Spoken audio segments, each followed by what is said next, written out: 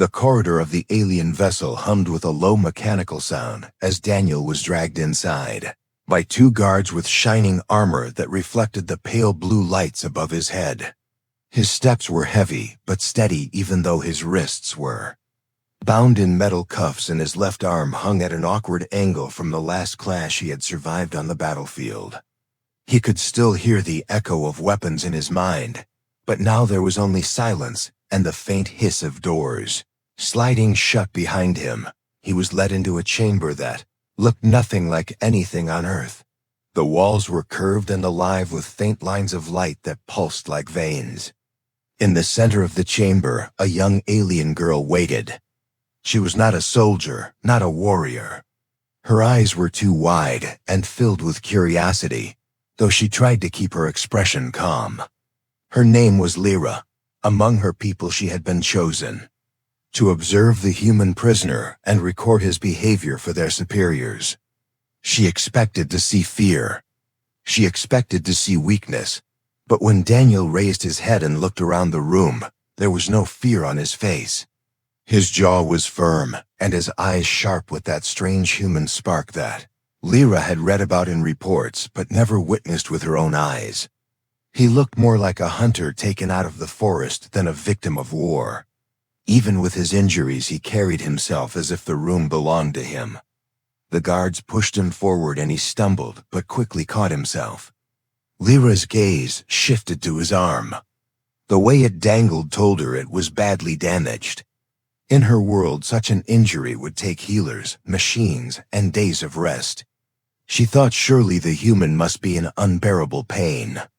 Yet his face showed something else, amusement, as if the whole situation were a twisted game to him. Lyra approached slowly.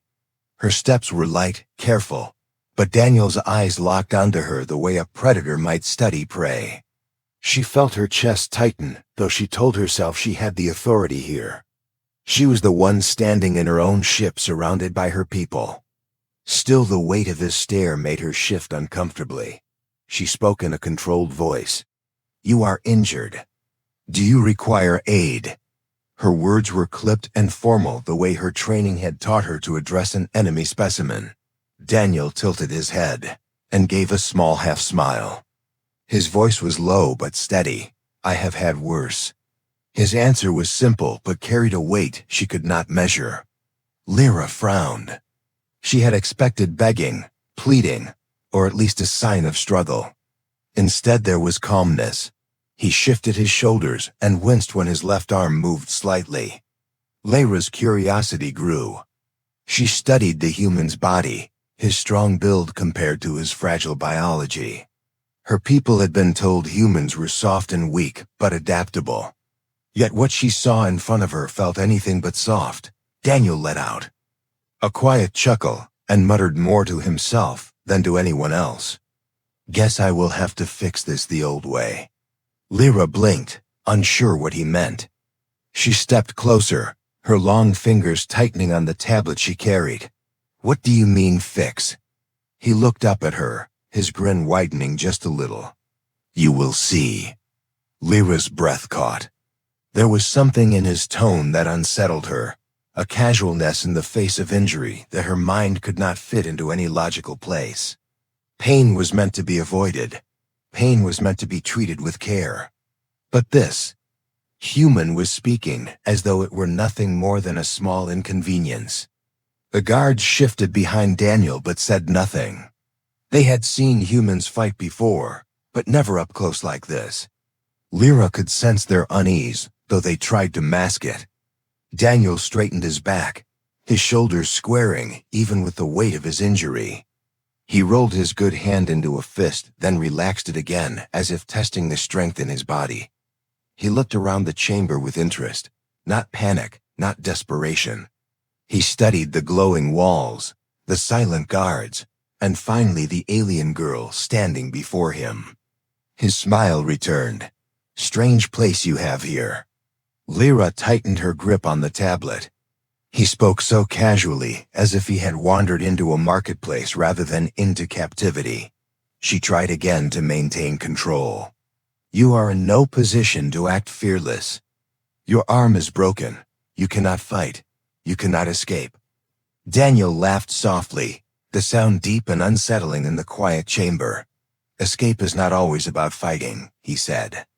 Sometimes it is about showing who you are. Lyra's skin prickled. She did not like the way he spoke. She felt as though he were turning the tables without even moving. She wanted to dismiss the thought, but her instincts whispered otherwise. This human was not broken. He was waiting.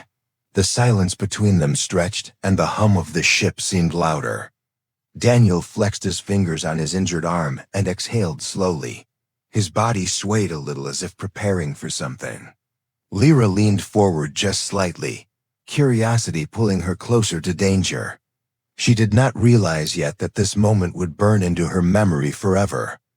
The human prisoner, battered yet unbending, stood before her with a broken arm and a strange glint in his eye.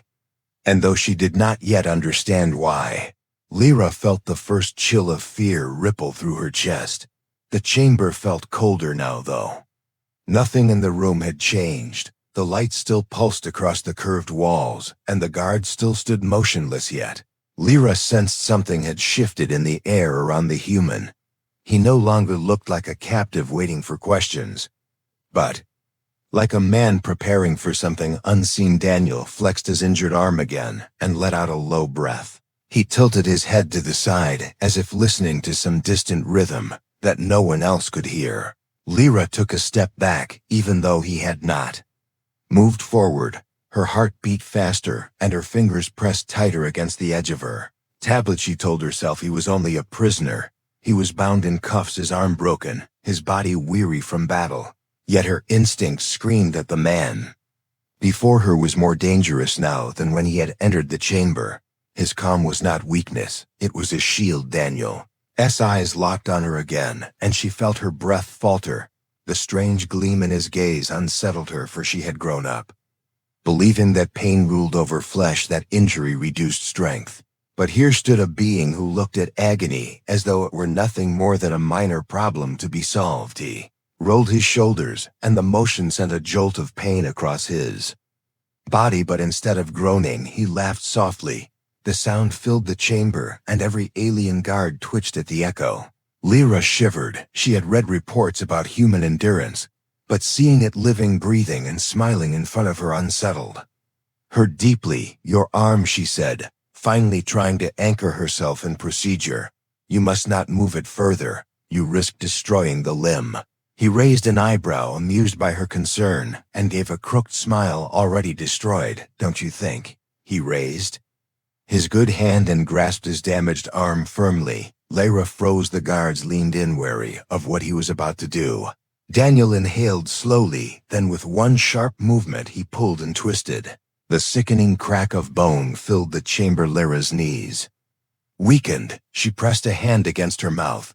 Her people could not stand the sound of bone breaking. It was a sound that carried death and finality. Yet here was this human snapping his own bones back into place, as if it were a normal chore. Daniel's head tilted back, his teeth gritted for a moment. Then he exhaled sharply and laughed. His laughter was not forced. It was full and deep, rising like fire from within him. The guards flinched, but he did not stop. He looked at his arm, then flexed his fingers slowly, as if testing the repair. Lyra's eyes widened in horror. Her mind could not process the image. A being bound in chains with his body broken had chosen to mend himself. With no aid, no machine, and no healer, he had chosen pain willingly. And he had laughed at it. Why, she whispered, unable to stop herself.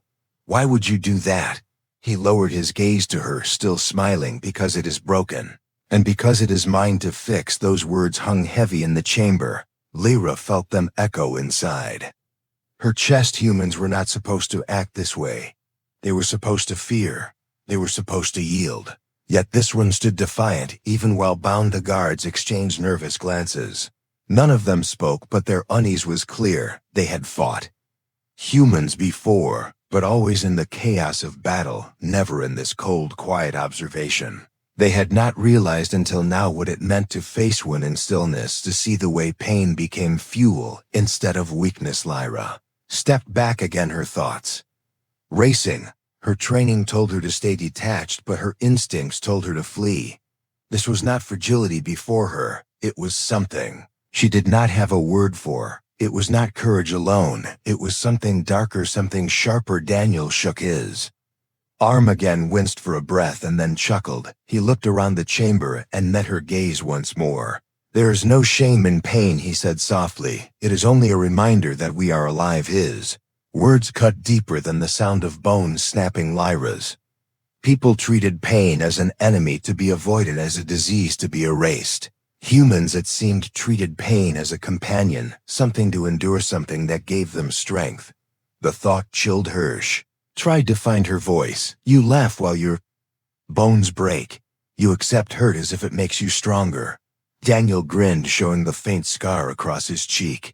"That's because it does." Lyra felt the weight of the truth behind his words. She wanted to deny it, but she could not. The proof was before her. A man who should be crippled, who should be begging for aid, now stood straighter than before. He had taken agony into his hands and turned it into power. Her throat tightened and she looked away. But the image would not leave. Her ears still rang with the sound of his laughter. The human did not look like prey anymore. He looked like something else, something her mind struggled to name. Daniel leaned back against the wall, his cuffed wrists still bound, but his presence filling the room stronger than any weapon. His calm laughter still echoed in her memory, and Lyra realized she was no longer observing him. He was observing her. For the first time since the war had begun, she felt afraid, not of weapons, not of ships, not of armies, but of a single human, standing before her with broken bones and a smile. The chamber stayed silent after the crack of bone faded, but the silence was heavy, not empty. It clung to the air like smoke, refusing to move away. Lyra stood frozen, her wide eyes fixed on the human, as if she could not trust what her own senses had shown her. He had taken a wound that would leave any of her kind screaming for aid, and with nothing more than his own will had forced it back into place. Daniel's breath was steady. He flexed his hand again, slow, deliberate, and though pain lingered in the faint twitch of his jaw, he smiled as if he had conquered something greater than injury. His laugh rolled out low and unsettling, not cruel, not mocking, but filled with a strange joy that made the skin along Lyra's arms prickle. She had studied humans through data and stories. Her elders had told her they were supposed to be fragile creatures with bones that cracked under pressure, and skin that tore easily compared to hers. They were supposed to lean on tools and machines to survive. They were supposed to avoid hurt. Yet in front of her was a man who had chosen pain like a partner. The guards shifted uneasily behind him, one tapping his claw against the floor as if searching for courage. None of them wanted to step closer. Daniel stood with his cuffs still binding his wrists, yet there was a presence about him that made them feel like it would be him, not them, who commanded this space if he wished. Lyra tried to speak, but her voice caught, and she had to swallow the tight knot in her throat. She finally asked, "Do all of your kind do this?" He looked at her, his eyes sharp but calm. "Not all," he said. "Some break and stay broken. Some hide from pain. But many of us learn to face it. Because if you do not, it owns you." Words sent another shiver through her spine. She imagined her own people faced with such a choice. They would collapse, they would wait for healers, they would surrender to weakness. She tried to picture one of them laughing as their bodies screamed in agony, and her mind could not form the image. It was beyond her people's nature. Daniel tilted his head, studying her reaction. He could see the fear in her posture, but also the spark of curiosity that had not dimmed despite her horror. He chuckled again, softer this time, but still enough to make the guards bristle. "You think we are fragile," he said. "You think bones and blood make us weak. But it is not the breaking that defines us. It is what we do after." Lyra's hands trembled around her tablet. Her mind kept replaying the sound of bone snapping, the way his face had twisted for only a heartbeat before turning into laughter. It unsettled her, but it also pulled her closer to understanding. There was something she had missed in all the stories of war. Humans were not dangerous because of their weapons alone. They were dangerous because of this unyielding will. Daniel pressed his shoulder against the wall, leaning casually now, as if he were in control of his own captivity. His body was still bruised, his arms still raw with pain, but he looked like a man who had gained strength rather than lost it. Lyra realized with dread that the fear she felt was not just hers. It spread to the guards as well, and if it spread further, it would change the way her people saw every human. The silence grew thicker as none of the aliens dared move. Daniel let it stretch. He knew silence could be as sharp as any blade. Then finally he broke it with words that landed heavy as stone. "Pain is not the enemy," he said. "Fear of pain is the enemy. And fear is what chains you." Lyra's breath came quick. She wanted to argue, but nothing came to her lips. He spoke with the calm weight of someone who had lived it, not studied it. He looked less like a prisoner and more like a teacher showing a lesson. Too cruel for her to want, but too powerful to deny. One of the guards shifted forward, perhaps to strike him for his insolence, but Daniel's gaze snapped to the soldier, and the man stopped in place without a single step. Daniel had frozen him. His goes. Laughter returned, this time quiet, but sharp like the edge of a knife. "If you fear what you see in me, imagine what you will see when you meet more of my kind." Lyra backed away another step, but her eyes never left him. Her fear grew, but beneath it, something else stirred: respect. It frightened her almost more than his laughter, because she did not want to respect what terrified her. Yet the thought took root, and she could not tear it out. Daniel's laughter faded, but the echo seemed to stay. Inside the chamber, he flexed his mended arm again, and nodded, satisfied with his crude work. He looked back at Lyra with that strange glint in his eye, and for a moment, she felt as though he could see through her questions, her doubts, her weakness. She felt as though he could see through her questions. Whispered more to herself than to him. "What are you?" Daniel tilted his head, a smirk tugging at his lips. "Human," he answered simply. But the word carried weight, as if it meant more than a name, more than a species. It was declaration and warning. Both Lyra felt her stomach twist. Her people had captured many creatures in the course of war, but none had ever stood in chains with such defiance. None had ever treated agony as a tool. None had ever left her shaken to the point where she feared to breathe. Too loudly, the chamber doors remained sealed. The guards stood silent. The lights hummed across the walls. But to Lyra, the universe had shifted.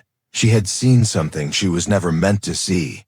She had seen why humans were feared and why they would never be tamed. Daniel leaned forward slightly, his voice softer now, but carrying across the room. "You should remember this moment. Because no matter what happens next, you will never forget that a human laughed at pain right in front of you." Lyra shuddered. Because she knew he was right. She would never forget. She could never erase the sound of his laughter or the look in his eyes. And from that moment, she understood she would never again think of humans as weak. The air inside the chamber no longer felt steady. It carried weight like an unseen storm pressing down on everyone. The guards who once stood proud now shifted nervously, their claws scraping the floor in small restless taps. Their eyes avoided the prisoner, as though even looking too long at him might invite something dangerous. Lyra could not calm her own chest. The sound of his laughter still echoed inside her mind, refusing to fade. His broken bones had become a symbol. She did not understand a symbol that unsettled her more than the fire of any weapon. She had thought she would be the one studying him, but it was Daniel who had unwrapped her world layer by layer until she felt exposed before him. He leaned against the wall, his cuffs gleaming under the pale lights, yet nothing about his body language spoke of defeat. He looked like a man waiting for the right moment to move, as if every second belonged to him alone. His smile was faint, but his eyes carried that spark again, the one that made Lyra's stomach twist. "With fear you think chains make me weak," he said softly, his voice cutting across the silence. "Chains are only metal. They do not hold the spirit inside." Guards shifted again. One muttered in his own tongue that the human was unnatural. Another hissed for silence. Lyra could sense their unease spreading like fire through dry grass. If the guards began to fear him truly, then the whispers would reach the crew, and then the command, and nothing would ever be the Same. Lyra tried to gather her voice. She wanted to assert order to show she was in control, but when she spoke, the tremor in her tone betrayed her. Why do you not show pain? Why do you laugh when you are broken? Daniel's smirk deepened. Because pain is not the end, he said, it is a beginning. When something breaks, you learn how strong you really are, and when you laugh at it, you show it will never own you. Words pierced through her. Her species avoided pain at every cost. They had built entire systems around removing discomfort, yet here stood a being who turned agony into power. His resilience frightened her, but it also drew her in, against her will. She could not stop watching him, could not look away. One of the guards finally stepped forward, his voice shaking with anger. You will not frighten us, human. You are nothing but flesh and bone. Daniel's gaze shifted toward him, calm, steady, unshaken. Flesh and bone can endure more than you think, he replied. And when it endures long enough, it becomes stronger than fear. The guard hesitated, his mouth open, but no words came. He took a step back without realizing it. Daniel did not move, but somehow forced him to retreat. Lyra's heart raced. She had never seen her people back away from a prisoner before. The lights above flickered slightly as the ship adjusted its course. Lyra felt the vibration beneath her feet, but it was Daniel's steady presence that held her attention. He tilted his head and spoke again, not loud but certain. You believe you control me because I am here in chains, but look at yourselves. You are the ones trembling, not me. Truth in his words struck deeper than any threat could have. Lyra felt her throat tighten because she knew he was right. She and the guards had power in numbers, weapons at their side, safety of their ship. Yet none of that erased the fear crawling through them, and Daniel had nothing but his. She whispered, barely able to push the words out. You frighten me, human. He gave a small nod. I should. Because fear means you finally understand her. Pulse thundered in her chest. She hated his calm, hated that he could unmake everything she had believed with only words and actions. Yet beneath her hate, there was respect that she could not tear out, even as it grew inside her. Ship's systems hummed around them, but Lyra hardly noticed anymore. The world felt narrowed down to this chamber, to the man in chains, and to the way he stood unbroken before her. She realized with sudden clarity that he had already won, not with force, not with escape, but with the way he made them see him. Daniel lifted his head, his voice steady. Pain does not end us, it forges us. And that is why you should fear us. Lyra felt her knees weaken. She wanted to deny him, but her heart betrayed her. She knew the truth in his words, and it terrified her. She could not erase the image of him snapping his own bones and laughing. She knew no one on her ship could either, and in that moment she realized this single human, even bound in chains, had planted something inside them all. Doubt in their superiority, doubt in their strength, doubt in the war they thought they were winning. The chamber felt smaller than before, as if the walls had drawn closer around them. Lyra stood rigid, her hands trembling at her sides while her thoughts spiraled into places she had never dared imagine before. She had believed humans were fragile beings who could be contained and studied like any other species, yet now she saw a truth that unsettled her to the core. Fragility was not weakness. Fragility was a mask behind which something fierce lived. Daniel remained against the wall, his wrists bound but his spirit untamed. His laughter had faded now, but the echo of it remained inside their minds. It clung to Lyra more than the sight of his broken arm. His laughter had been louder than pain, stronger than fear, and she knew she would never forget it. The guards no longer stood proud. They tried to look firm, but their eyes betrayed them, each glance toward Daniel carried unease. They were soldiers trained to control prisoners, yet none of them wished to step closer to him. They had weapons, he had nothing, yet still they feared. Lyra swallowed hard, forcing herself to speak, though her voice wavered. You should not have done that. She meant the snapping of his bones, the laughter that had followed, but her words sounded hollow even to herself. Daniel tilted his head, and his smirk returned lightly. You think it was for me, it was for you, so you see who we are. Chest tightened at his words. She realized he had never done it to ease his pain, he had done it to show her and the others something about his kind.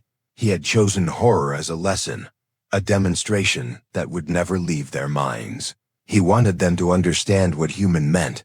The silence pressed heavily around them until Daniel spoke again. You fight wars with ships and weapons. We fight wars with everything we have, even when we are broken. We never stop. That is why you should be afraid, Lyra. Stepped back as if his words were a strike. She could feel the truth in them sinking into her skin. She wanted to argue to tell him he was wrong, but her tongue would not move. Her people avoided pain. They erased it. They ran from it. Yet here was a man who embraced it like a tool, who laughed at it until it bent to his will. One of the guards finally hissed at him. You are still our prisoner. You cannot win. Daniel's eyes sharpened, and he lifted his chin slowly. Maybe not today, but the war is not about one moment. It is about who stands when everything is taken away, and we always stand the guard. Fell silent, unable to answer. His shoulders sank slightly, and Lyra's stomach turned. She knew then that the doubt had spread. It was not only in her. It was in all of them, and once doubt began, it could never be erased. Daniel let out a quiet breath, closing his eyes for a moment, then opening them again. He looked calmer than before, as if he had already achieved what he came for. His body was still hurting, yet his spirit looked untouched. He spoke once more, soft but clear. You can chain my body. You cannot chain what makes me human. Lyra's hand trembled against her tablet. She wanted to leave the chamber, but her feet would not move. She was bound by the weight of what she had witnessed. She saw her future and her people's future shift. In that single moment, they had captured a man but lost the illusion of control. They had taken him in chains yet left with fear in their hearts. Daniel studied her for a moment, then gave a small nod, almost gentle, as if acknowledging her struggle. He knew what she felt. He knew she would never look at his kind the same way again, and he was right. She whispered under her breath words she did not even plan to speak. You are not prey. The sound of her own voice startled her. Daniel's smile grew. But he said nothing. He did not need to. Her own admission had sealed the truth. She had called humans predators, not victims, and once said it could never be unsaid. Chamber doors opened suddenly as another officer stepped inside. He looked at Lyra, then at the human. His expression was stern, but even he hesitated when Daniel's eyes turned toward him. The officer barked an order to move the prisoner, but his voice lacked the certainty of command. Lyra noticed it immediately. The fear had already reached him too. The guards obeyed and moved forward cautiously. Their hands reached for Daniel to pull him away, but their motions were slow, hesitant. Daniel allowed them to take him. He did not resist, not because he was defeated, but because he had already won. His laughter might have stopped, yet it still lived in their ears as they let him out. Daniel turned his head slightly toward Lyra. His voice carried only to her. Remember this moment. Little one, remember what you saw when you looked at me. She froze, her breath sharp in her chest, but she gave the smallest nod. She knew she would never forget. The chamber emptied, leaving Lyra alone with her thoughts. Her body shook as though she had stood before a storm. She pressed her hands against the tablet, but her notes looked meaningless now. Nothing she could write could capture what she had truly witnessed. A human with broken bones, a human in chains, a human who laughed at pain, and in that laughter a power she could not understand. She sank into a seat, her mind racing. The war would continue, the ships would fight, the battles would burn across stars, yet for her the war had already changed, because now she knew. The humans were not weak, they were not fragile, they were something else, something terrifying. She closed her eyes and whispered to herself, as if speaking the truth out loud would help her accept it. Humans, they break, they heal, they rise and they laugh. Her whisper faded into the hum of the ship, but the truth remained carved into her heart. She would carry it always, the image of the man in chains who had terrified her without raising a weapon.